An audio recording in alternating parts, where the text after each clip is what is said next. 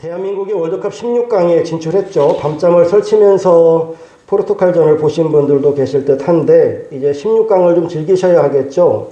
브라질과의 16강은 화요일 날 새벽 4시에 합니다. 이 경기를 현지에서 보려면 인천국제공항으로 먼저 가야 되겠죠. 여기서 공항까지 거리가 369km인데 걸어가면 뭐 천천히 1시간에 4km 정도 걷는다 치고 92시간이 걸립니다. 그러면은 하루 8시간씩 걸은다고 하면 12일이 걸릴 거예요. 그러면은 월드컵 못 보겠네요.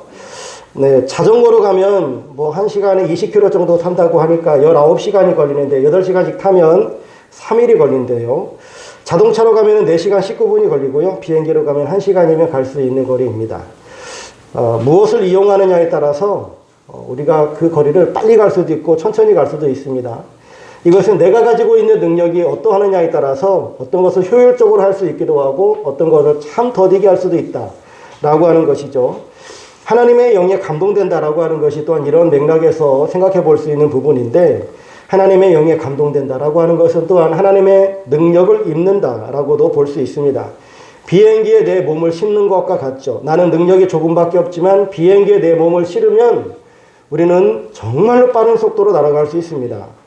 하나님의 영에 감동된다라고 하는 것은 내 육신의 어떤 능력은 한계치가 있지만 하나님의 능력을 힘입어서 능력이 생기고 힘이 생기고 또한 업그레이드 되어지고 변화가 일어나는 것을 말합니다.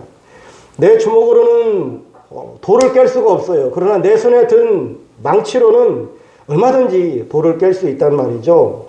내 눈으로는 멀리 있는 걸 바라볼 수 없지만 망원경을 들으면 멀리 볼 수 있는 이치와 같습니다. 우리가 하나님의 영에 감동되어지면 육신의 한계를 뛰어넘고 하나님의 세계를 바라볼 수 있고 하나님의 비전과 하나님의 뜻을 볼 수 있게 되어집니다. 하나님의 능력을 소유하게 되어지죠.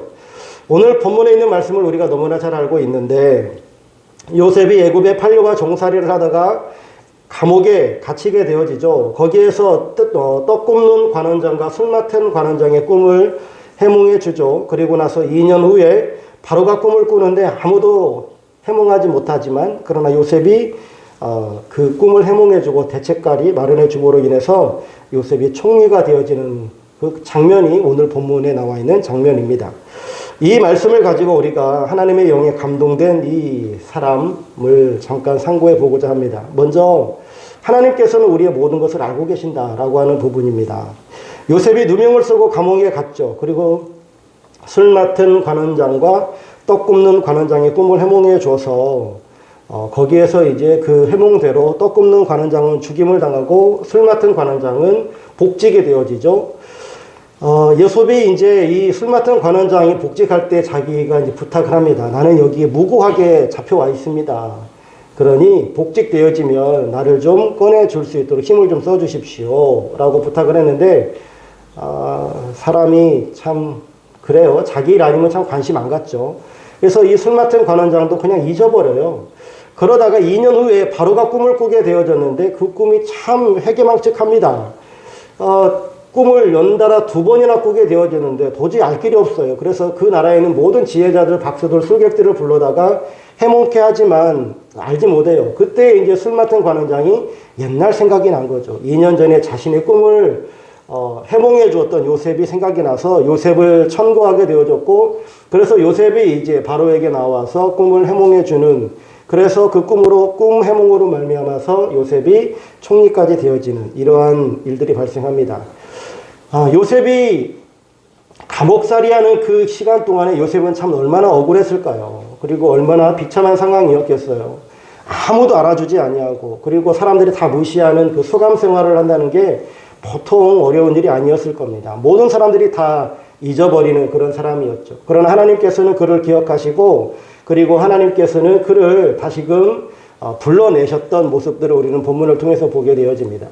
요한복음 10장에 보면 예수님을 일컬어 나는 선한 목자라 라고 말씀하십니다. 그러면서 나는 양을 알고 라고 말씀하세요.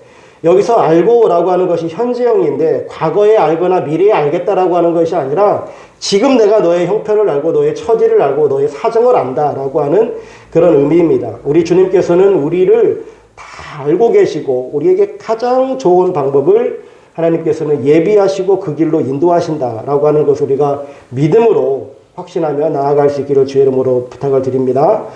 두 번째로 생각해 볼 것은 이 부분은 좀 자세히 좀 들여다볼 부분인데 꿈을 꾸게 하시는 하나님이세요.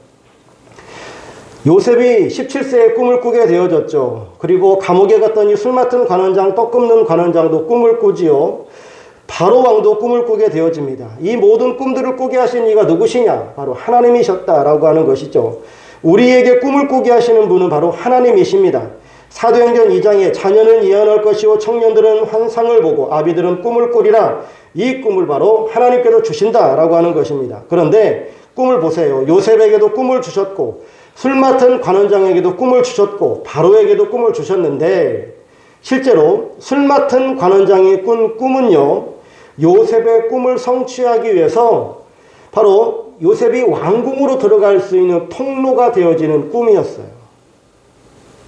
단순히 자기가 복직되는 꿈이 아니라 훗날 요셉이라고 하는 사람이 꿈의夢을 기가 막히게 잘한다라고 하는 것을 미리 체험하고 그리고 생각나게 하여서 바로왕에게 알려주는 그런 역할을 하게끔 하기 위해서 하나님께서 이 술 맡은 관원장에게 꿈을 꾸게 하셨다라고 하는 거예요.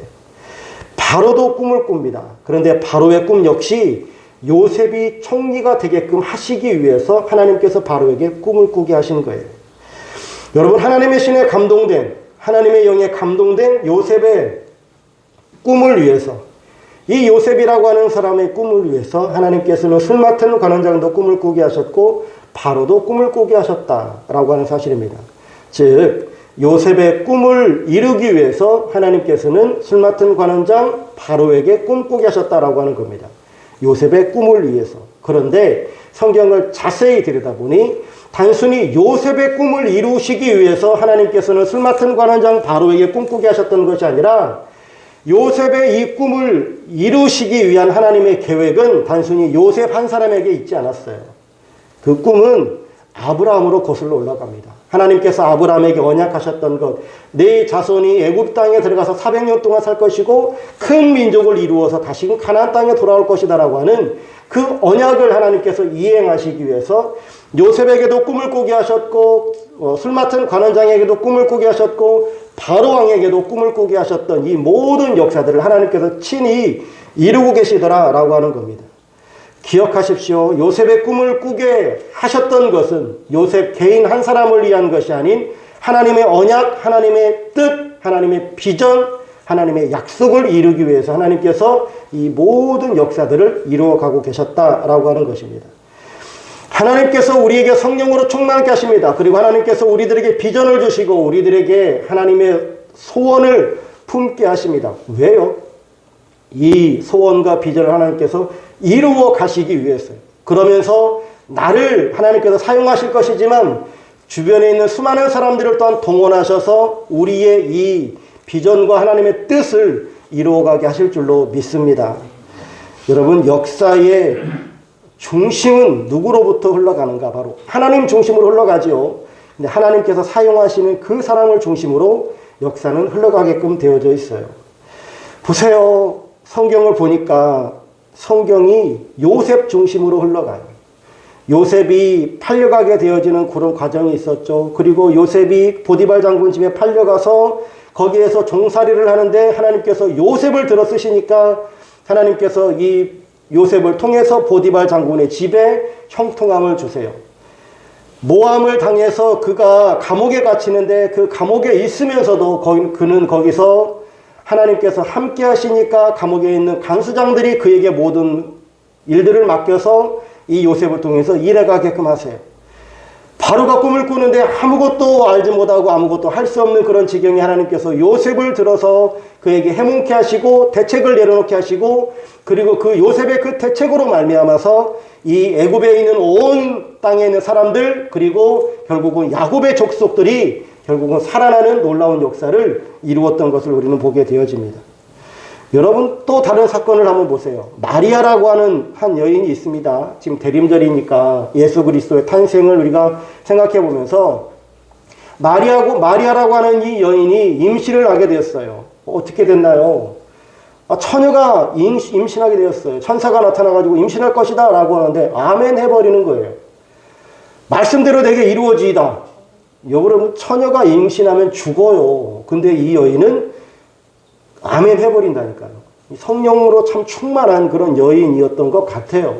그런데 이 여인이 임신을 해서 예수 그리스도를 잉태하고 난 다음에 그가 이제 배가 불러오는데 이제 출산이 임박했는데 성경에 보면 예수님이 어디서 태어나야 되냐면 미가서에 보면은 베들레헴 땅에서 태어나셔야 돼요. 그런데 지금 마리아가 어디 사느냐? 요셉과 마리아는 북쪽 지방 나사렛에서 살고 있어요. 북쪽 지방 나사렛에 살고 있는 이 여인이 거기서 계속 태어나서 거기서 예수님을 낳아버리면 성경이 맞지 않게 되어지는 거죠. 그래서 예수님께서 남쪽 베들레헴 땅에서 탄생하게끔 하나님께서 일하세요. 마리아를 움직이시는 거예요. 근데 그 마리아를 움직이게끔 하시기 위해서 누구를 사용하시느냐? 황제를 사용하세요.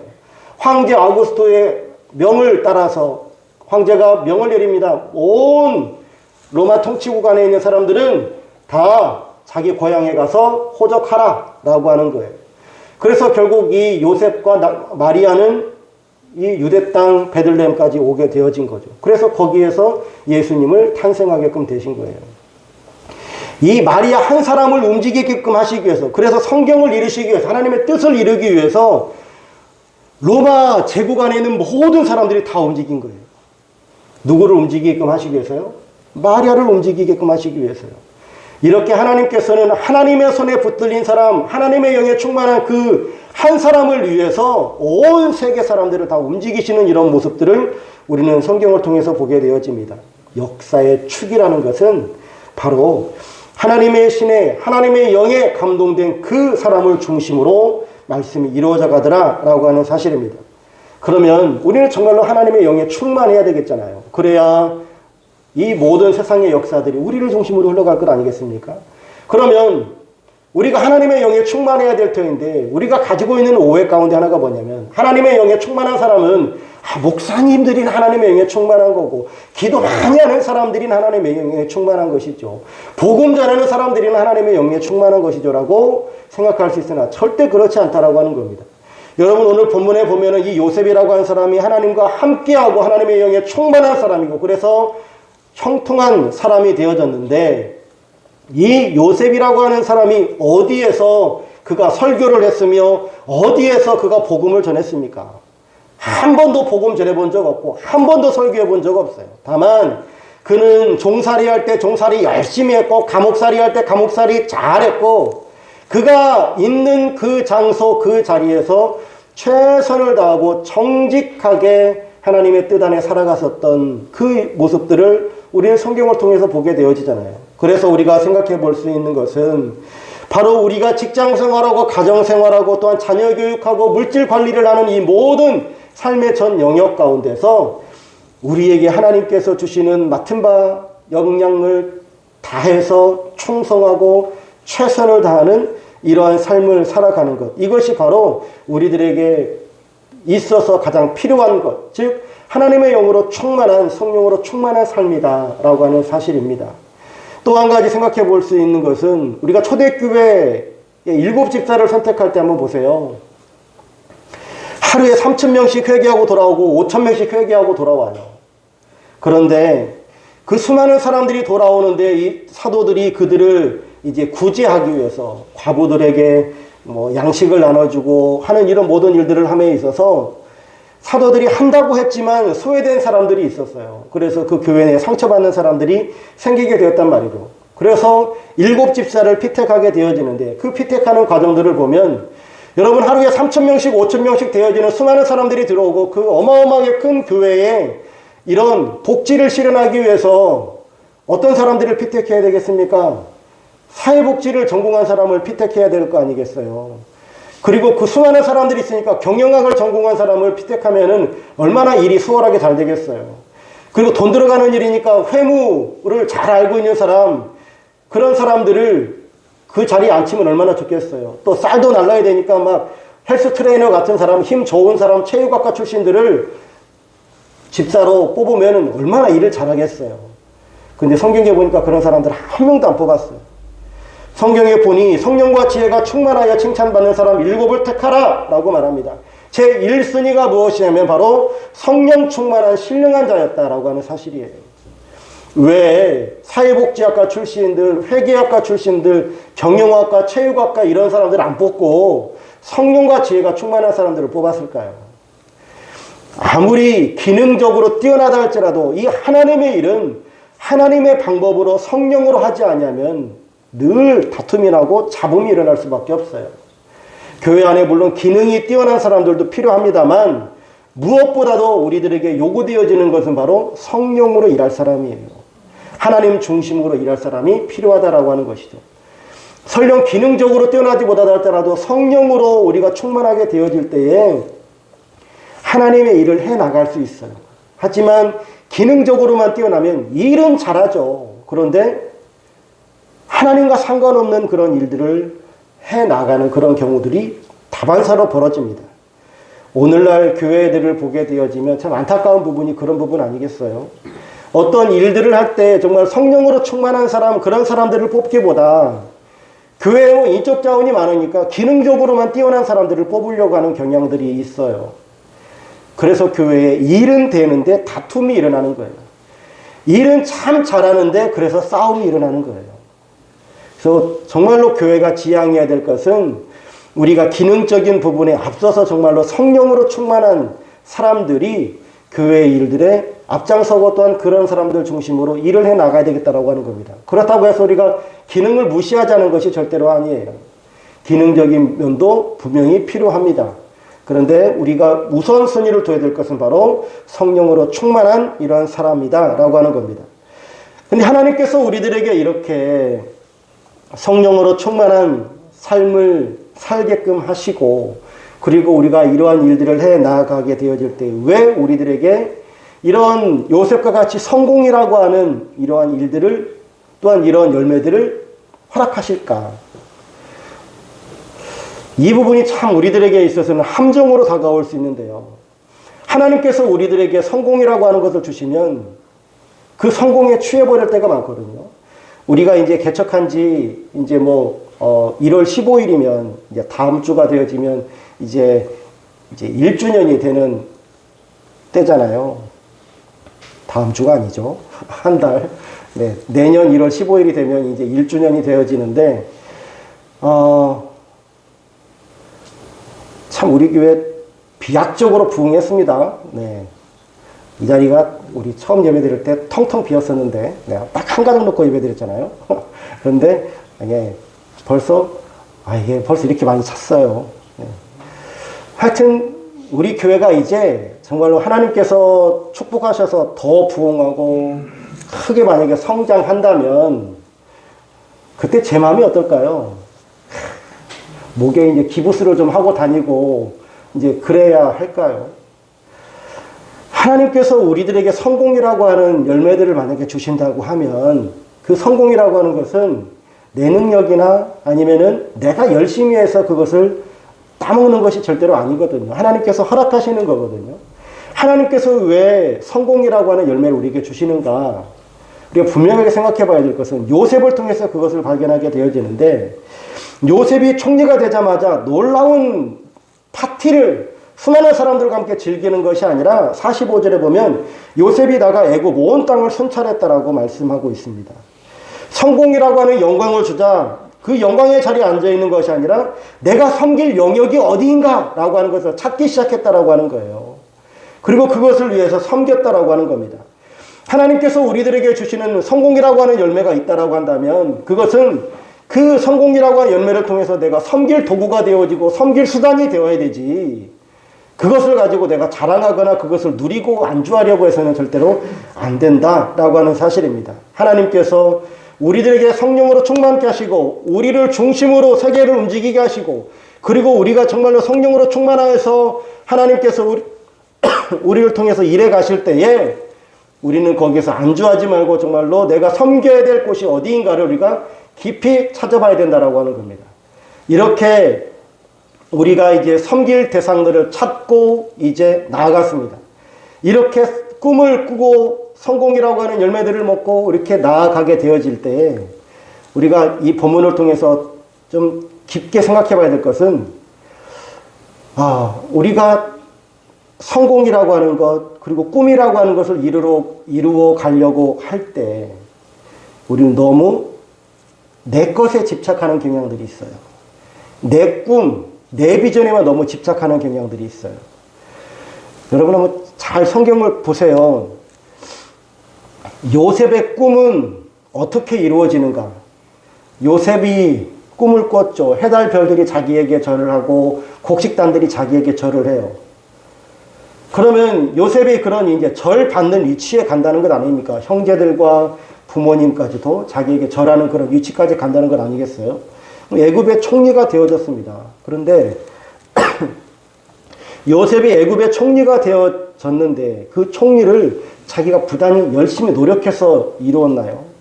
그게 아니고 요셉은요, 바로가 꾼 꿈을 이루어 준 거예요. 바로가 꿈을 꿨습니다. 7년 풍년과 7년 흉년에 대한 꿈을 꿨어요. 그 꿈을 요셉이 해결해 준 거예요.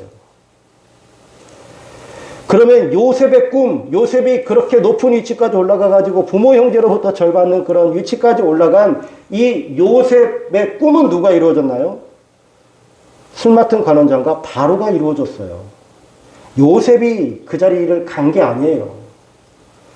우리가 여기서 분명하게 기억해야 될 것은 내 꿈은 내가 이루려고 해서 이루어지는 것이 아니라 다른 사람들의 꿈을 이루어주는 과정 가운데 내 꿈이 이루어지는 거예요. 이것을 우리 교회에 대입하면 여러분들의 꿈이 있다면 여러분들의 꿈은 교회의 꿈을 이루는 가운데 이루어지게 되어질 거예요. 그래서 교회의 비전이 나의 비전이 되어져야 돼요. 교회의 비전은 있는데 아무도 관심 갖지 않는 경우들이 있습니다. 저도 전에 있던 교회들을 보면 교회에 비전이 있어요. 그리고 어떤 뭐 실천 목표들이 있어요. 근데 그걸 누가 아냐면 목사님만 알아요. 성도들은 아무도 몰라요.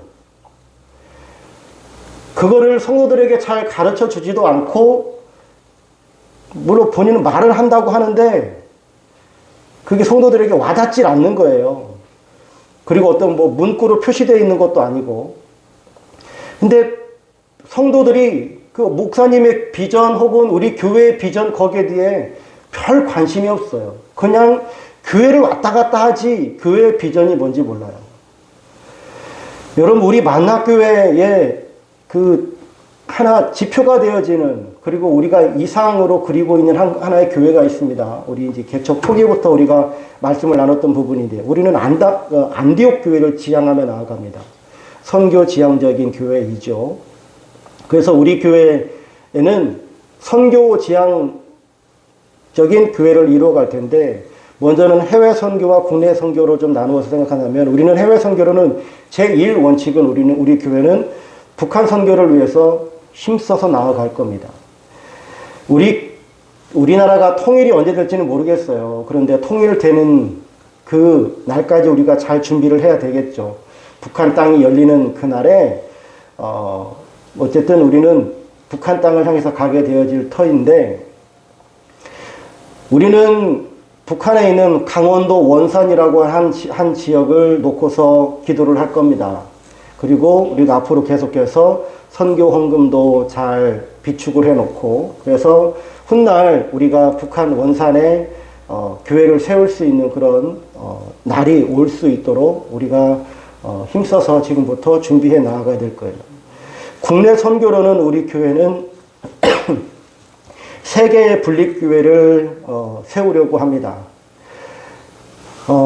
제가 이제 목회하고 은퇴할 때까지 분립교회를 이룰 수 있을지 없을지, 그거는 뭐 제가 알 수 있는 부분은 아니고요.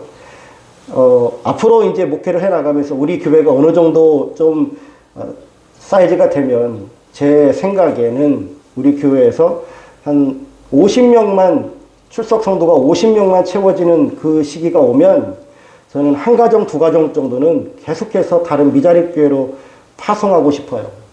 그래서 그 교회 가서 2년만 섬기고 오십시오.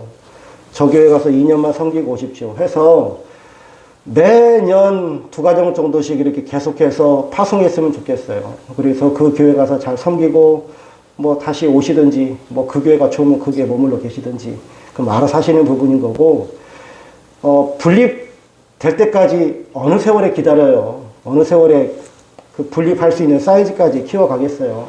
그러니까 그 준비 작업을 하는 과정 가운데에 그런 일들을 해 나갔으면 참 좋겠습니다.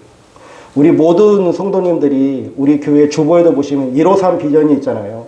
교회에 153 비전이 있고 성도들 간에 153 비전이 있어요. 그 비전을 여러분들이 잘 가슴속에 새기고 우리 교회가 이런 꿈과 비전을 가지고 나아가게 되어질 겁니다. 그러면 여러분들이 그 교회의 비전에 동참하고 그 교회의 비전에 함께 힘을 모을 때에 여러분들 개인이 가지고 있는 그런 소원과 비전들도 또한 하나님께서 더불어 또한 이루어 가실 줄로 믿습니다.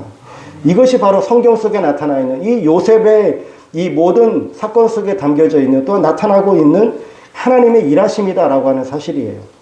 남을 성공시켜 주었을 때 내가 성공되어지는 것, 이것이 바로 하나님께서 우리들에게 원하시는 귀하고 복된 사역이다라고 하는 겁니다. 세 번째 생각해 볼 수 있는 것은 우리가 잊혀졌을 때 하나님께서는 기억하시고 우리의 꿈을 이루어 가시는데, 근데 그 꿈을 이루어 가심으로 말미암아서 우리를 드러나게 하셨던 하나님의 역사를 본문을 통해서 보게 되어지죠. 요셉이 총리가 되면서 만인 앞에 드러나는 사람이 되어지잖아요. 종살이할 때 잊혀진 존재였죠. 감옥에 있을 때도 잊혀진 존재였습니다.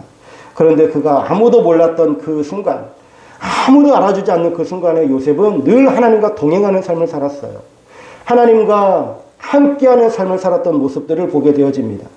그래서 그는 그 아무도 알아주지 않는 그 시간에 하나님과 함께함으로 살아감으로 말미암아서 노예 생활할 때 그 집에서 제일 인정받는 사람이 되었어요. 감옥 생활하면서도 거기에서도 인정받는 사람이 되어졌던 모습을 보게 되어집니다.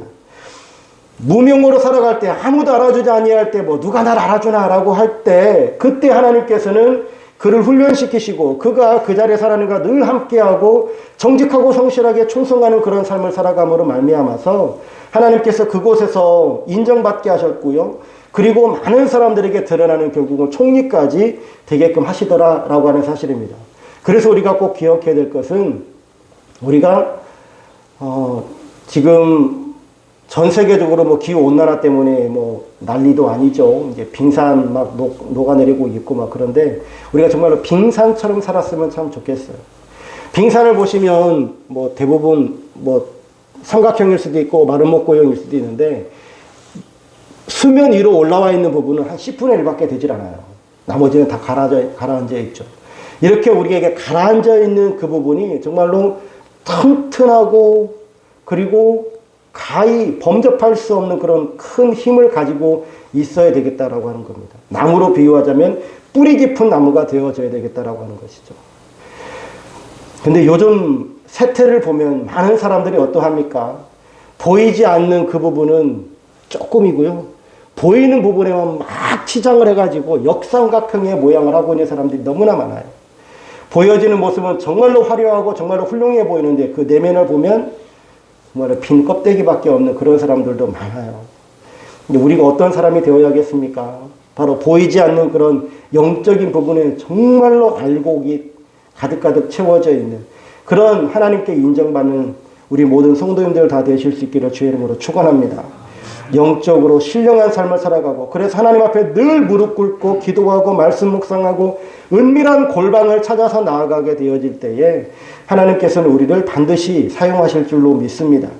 마태복음 6장에 보면 너는 기도할 때에 내 골방에 들어가 문을 닫고 은밀한 중에 계신 내 아버지께 기도하라.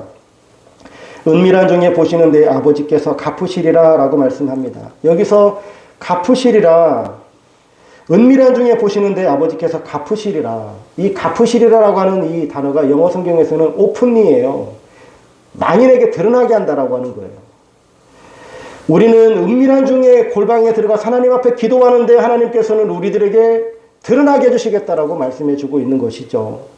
우리 그리스도인들이 추구해야 될 부분이 바로 그겁니다. 주님의 품속으로 깊이 파고드는 주님과 정말로 은밀한 교제를 나누는 이러한 시간을 우리가 충분히 갖고 우리가 이러한 시간들을 채워가게 되어질 때 하나님께서는 반드시 우리를 성령으로 충만케 하시고 우리의 꿈을 이루어가게 하시고 결국에는 많은 사람들에게 우리를 드러나게 하실 줄로 믿습니다.